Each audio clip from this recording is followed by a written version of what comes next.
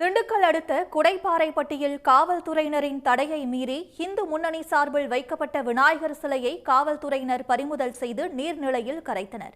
இதுகுறித்த கூடுதல் விவரங்களை தருகிறார் செய்தியாளர் ஐயப்பன். விவரம்.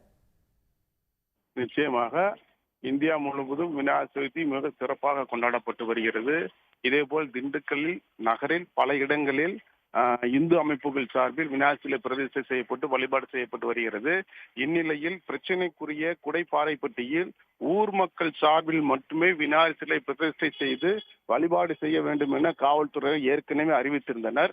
காவல்துறையினின் அறிவிப்பிற்கு எதிர்ப்பு தெரிவித்து இந்து முன்னணி சார்பில் குடைப்பாறைப்பட்டி காளியம்மன் கோவிலில் விநாயகர் சிலையை இந்து முன்னணி சார்பில் பிரதிஷ்டை செய்யப்பட்டது. அதுக்கு காவல்துறை பெரும் எதிர்ப்பு தெரிவித்தனர். இதனையடுத்து திண்டுக்கல் நகர் டிஎஸ்பி தலைமையில் 100க்கும் மேற்பட்ட போலீசார் அங்கு குவிக்கப்பட்டிருந்தனர். பின்னர் தடையை மீறி பிரதிஷ்டை செய்யப்பட்ட விநாயகர் சிலையை காவல்துறையினர் ஊர்வலமாக எடுத்து வந்து பறிமுதல் செய்தனர். பறிமுதல் செய்யப்பட்ட விநாயகர் சிலையை முறையாக எடுத்துட்டு வந்து வேனில் எடுத்துட்டு வந்து திண்டுக்கல் கோட்டை குளத்தில் முறையாக வழிபாடு செய்து அதன் பின் கரைத்தனர்.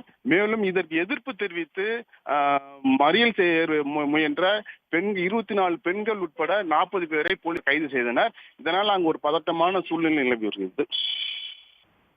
விவரங்களுக்கு நன்றி ஐயப்பன்.